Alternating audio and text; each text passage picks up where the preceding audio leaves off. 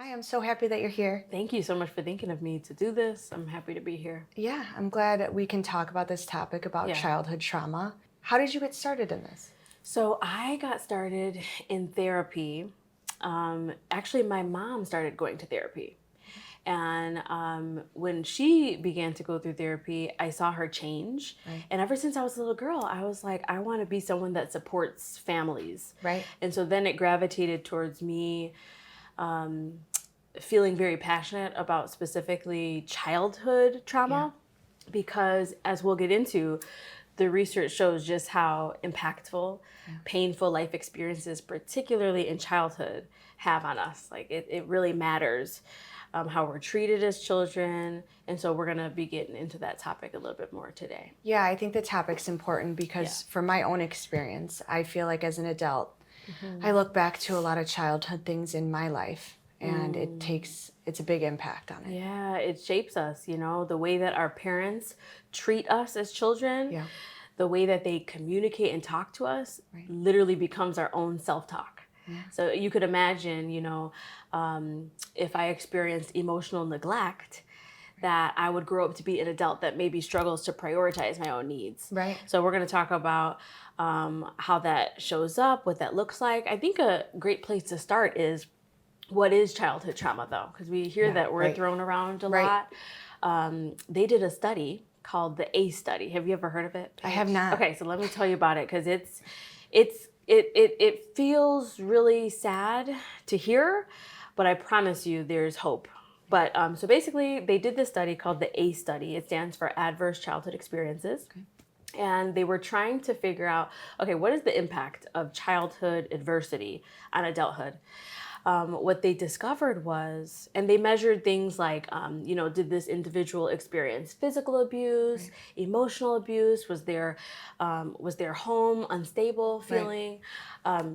What they discovered was the higher amount of ACEs that you have, so the more amount of childhood trauma you have, it directly correlates with having a higher risk for different chronic health conditions. So it matters. Yeah. I feel like when I think of holistic health, our doctors will tell us, eat real clean. Yeah. One of my best friends who's really into fitness, she'll be like, Jack, you better be lifting weights. You got to be doing cardio. Get to the gym. Right, get to the gym. And as a therapist, I want to tell you, process your trauma, because that impacts our mental health, our mind, but also our physical health. So it's important, really important. Do you ever think that people can heal from this? I do. I'm super hopeful, because I actually do a particular type of therapy called EMDR therapy. Okay. And I describe this therapy, it's like, this is like the closest thing to a time machine. That's how I feel. Because we actually have the ability to go back in time, process really painful events so that they can have less of an impact on us. Right.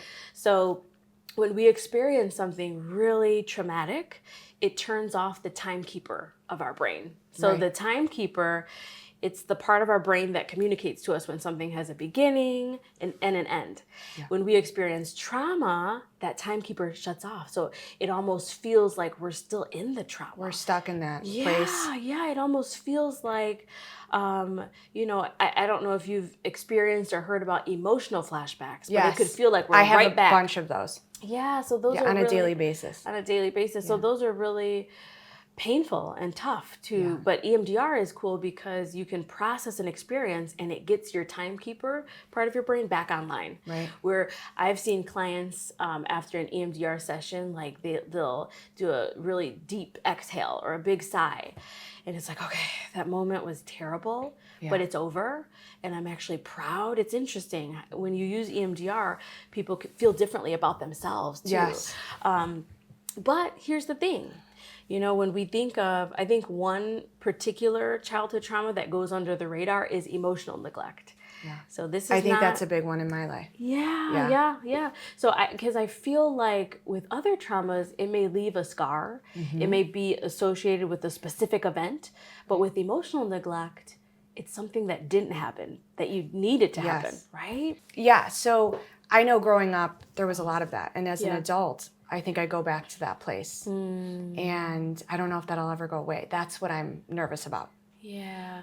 Well, I'm hopeful for you, Paige, because I do believe, when things feel unpredictable, that can cause us to become adults where our nervous systems may be really dysregulated. We are brought into the world having these developmental needs. Okay, so let's say I'm fresh out of the womb and I have, just to paint the picture here, pretend like I have 6 different cups before me. These are my emotional needs that I really need my parents to like fill up. Yes. Right? So maybe one is predictability, stability. Maybe another cup is emotional regulation. Right. Because did you know, as children, we can't emotionally regulate ourselves. We need an adult that can soothe us, that has a regulated nervous system themselves. Yes. Right? So maybe another one is encouragement. Maybe another is physical touch. Right? But what happens if my parents are emotionally young? Yeah. And what happens if if they don't have a cup, they don't have it filled where they can even fill up our own cups, right? And so what happens is we become adults with these needs that are unmet, empty, that are unmet. Right. And what that could look like is that's growing up to be the woman that maybe you learn to be so detached from your own needs. Yeah. That you're just you're a chronic people pleaser. Like maybe it's like, okay. I think that's what I've done my whole life. Yeah. I think because you want everything to shift off of you. Yes. And care about other people. Right. So particularly with emotional neglect, we treat ourselves the way our parents did, right? So if they neglected us, we will become the adults in a relationship that learn to not prioritize our own needs. So maybe we make it all about our partner, and maybe we kind of turn off. Yeah, we turn off. We disconnect. We find ourselves in patterns of unhealthy relationships. Right. And so healing is possible. Yeah. But what it looks like is learning to prioritize your needs, maybe. Yes. And it looks like learning to fill those cups, because those cups of our needs, they don't just vanish. Right. Healing looks like tending to this maybe neglected garden, so to speak. Yes. So it's definitely possible, but with relational trauma, it takes time. Yeah. And it takes healthy relationships. So maybe healing for one person might look like ending a relationship. How do you break patterns that are so deep? So this is a good one. I think first you have to be self-reflective, because you have to, I think even being able to identify those patterns is number one, right? So go on a journey of exploring what I call, in the EMDR world, we call it your emotional terrain, right? Like, what are these patterns? How do we talk to ourselves? What relationships do we find ourselves in? So naming the pattern. And then I would say, I would really recommend EMDR therapy to everyone. I think that's a great one. I think it's a very powerful type of therapy. Especially for PTSD, I think, that I have. Yes, yeah. For trauma, for CPTSD and childhood trauma, I think it's almost like we have to learn to become the adults that we once needed, if that makes sense. So maybe back then, mom wasn't good about protecting us or showing up consistently. Right. So that healing looks like becoming an adult, that you have consistency. You have a morning routine that feels good, an evening routine that feels good. You protect yourself from people that are causing you harm. And I think that makes you also be hyper independent, because I'm super independent because I've always had to be. Mm-hmm. So I think when you're young, no one shows up. And then you grow up a little bit and no one shows up again. And when you continuously have people not showing up, you show up for yourself, because that's the only control you have. Right. So it's hard in a way to let go of the wheel. Yeah. Because that's all you know how to do is control. Right. You can't control anyone else. Yeah. But you can control how you show up. Right. As children, it's what I'm hearing from you, Paige, is it didn't feel safe to expect things from people, and to because it wasn't. It's almost excruciating as children when we are in need of certain things emotionally, and that need goes unmet. And so because it's so excruciating, you're right. Right. We turn it off. We flip it upside down. A protective part steps up and says, we don't even need people. Like, let's just focus on ourselves. Right. But for you, your healing journey would be finding community that you can rely on. Yes. And that is consistent for you. Like, that would be really, like, therapy is healing, but also a life-giving friendship where you can depend on them. Yes. And they see you and your needs matter to them. That's just as healing. as therapy for someone that has that experience like you shared? I think just growing up, when two people that you thought would be there weren't ever there. Yeah. So you kind of grab anyone that is there because you want any stability you can. Yeah. And it's so unstable. So as an adult, I think we carry that over to relationships as well. Oh, we so who we do. date, Yeah. right? I'm used to chaos. I'm used to shutting off. So if we have an argument or something happens, like I just protect myself and I don't like confrontation. So I just try to end the conversation or I hide because when you're used to so much chaos, it's familiar, but you don't want it. So it's the battle of both. Yes. Right? Yes. I think you hit it right on the nail. Sometimes we gravitate towards things that are familiar. So recognizing that, because a healthy relationship, sometimes when we've experienced a lot of, a household that didn't feel super stable, a healthy relationship can actually feel boring. So recognizing, kind of being an observer of yourself, I think is really important. But I do think it's possible for people to heal from childhood trauma. I see it in my office every day. Do people come into your office with different personality traits in the sense of, they don't understand it's trauma till they peel back the layers and do the work? Yes, absolutely. And there's a really great assessment I use that's specifically about, because emotional neglect can be sneaky, right? So, but what I find is people come into my office, and if they describe people pleasing tendencies or anxiety, if they describe a lot of codependent relationships, where they struggle to assert their needs. I'm trying to think of other ones. Perfectionism. Yes. So if I hear things like, if that's coming into my office, I'm going to assess for, was this person neglected emotionally in their home, or did they experience childhood trauma? Because and kind of a light bulb goes off, right? You're like, know what trauma it is due to what they mentioned. I find that our symptoms are really artifacts of our experiences, right? So you just described earlier, you said hyperindependence for you, Paige. Yes. So when I hear that as a therapist, I hear there's moments where depending on others hurt because they didn't show up, right? So EMDR helps to get to that root cause too. Yes. So we may start out with a present day symptom of perfectionism or anxiety, but I find when we peel back the layers, it goes back to our interactions with the adults in our world and painful life events early on. It's interesting. It's almost like early childhood memories are foundational. If we it are all home, ties in together. That's the foundation. It really impacts us, and it matters. I want to read off a few statistics because I think this matters.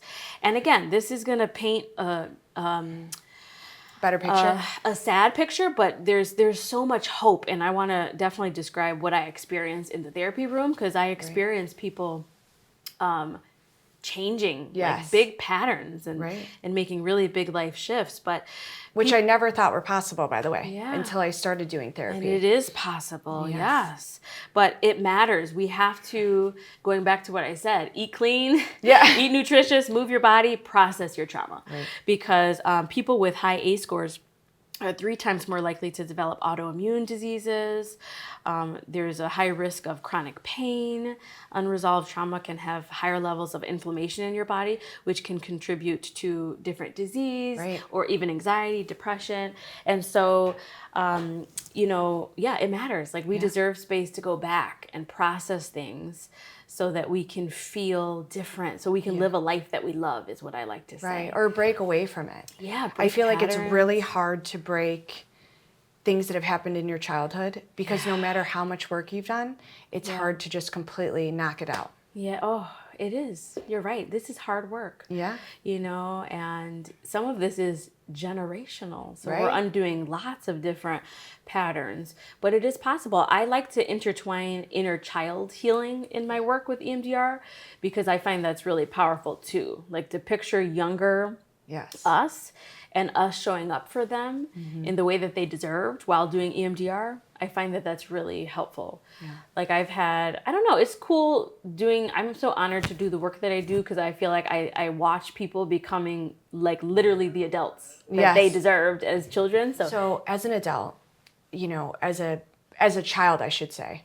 You know, my mom was always not showing up, and I would be waiting at my grandparents' house on the stairs.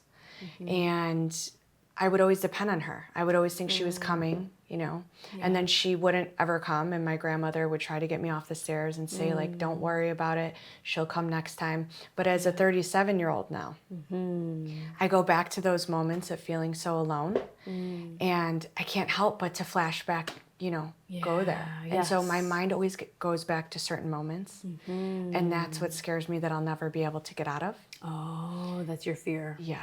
Or the flashbacks of seeing my mom passing away, or my father, what the household was like after the fact. You know, the screaming, yelling. And just the other day, you know, I was somewhere at a restaurant, and due to the things I've been through, you know, a pen dropped off the table and I ducked because as my mother took her own life and it had to do with a gun, all I heard was gunshots. And so you flash back to those moments. And you know, I never thought I needed therapy. And then I started doing it 5 years ago, and it's changed my life due to the therapist who I picked and just to growth. But that's the thing that I'm worried that will never go away. So what is your take on that? When it's trauma that, you know, has been so impactful, you know, that I go back to those moments frequently. Yes.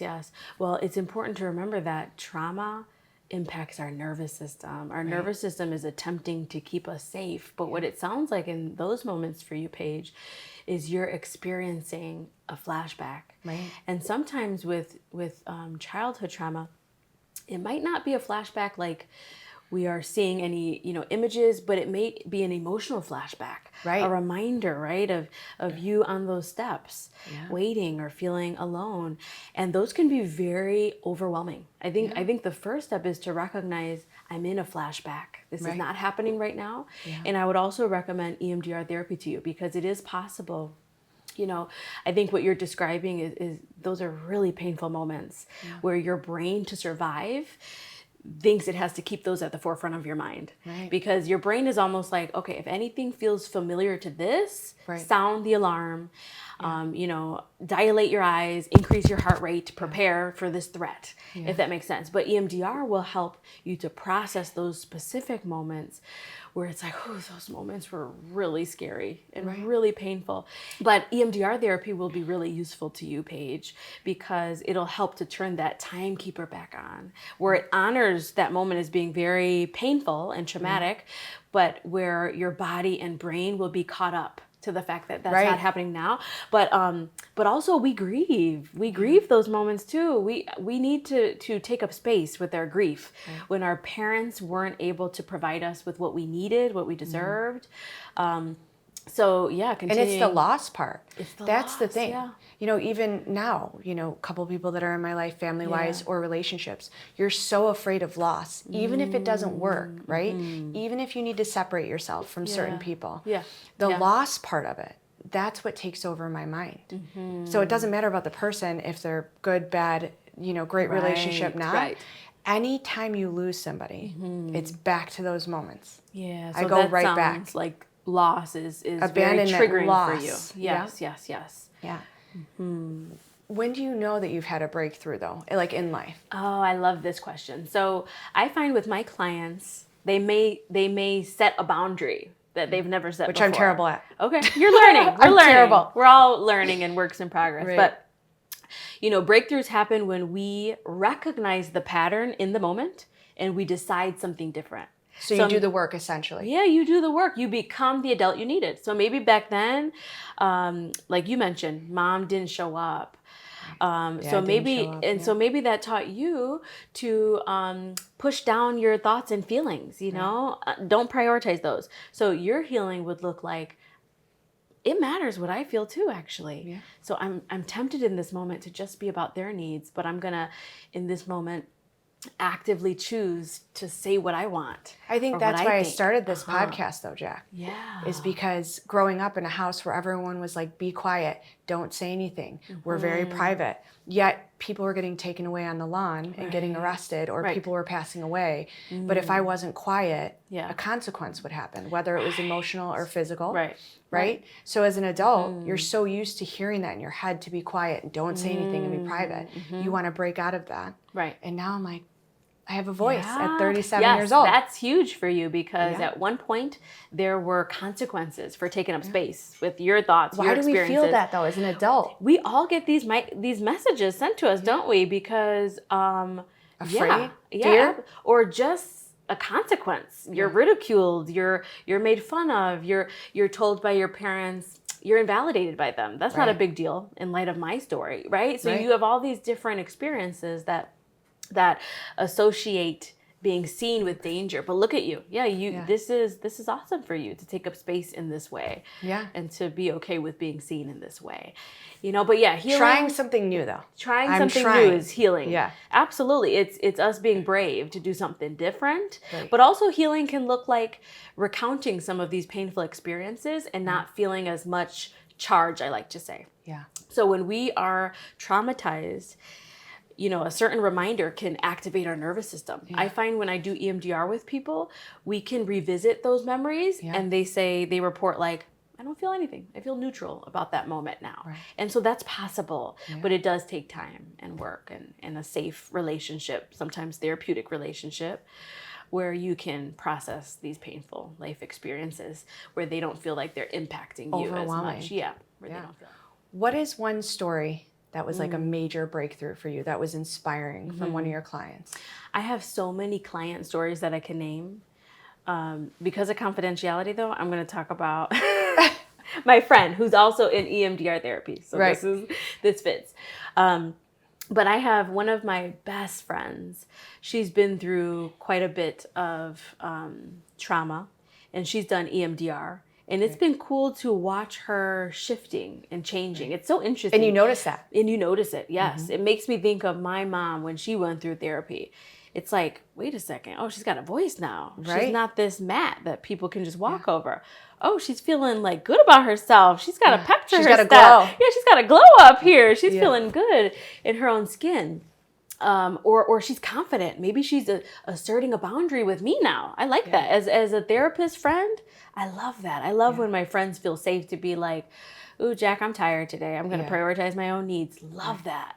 Take care of yourself. But so I would say, and with clients, I have so many stories I can share of clients where I'm like so honored to be a part of their story and so proud because it's just awesome to see the ways that they become an adult, so to speak. Right. That advocates for themselves, that cares for themselves, that's brave, that's taking risks. I think the world of every person I support. Like they're incredible people. Yeah. So I have so many stories I can share. But those are the shifts. We do EMDR and people feel more confident. They feel more, we don't realize that these that the way our parents talk to us becomes our own self-talk. So let's say my dad was really critical of me. I'm going to grow up to be a woman with a big inner critic. Yes. And so maybe that's going to prevent me from going after the job. And insecurity, so to speak? And insecurity. It impacts us. We don't realize how much these negative beliefs about ourselves that come from childhood are driving the car, so to speak, of our lives. And so it's cool helping people reprocess things. They begin to feel differently about themselves. And then they go after the job that they want.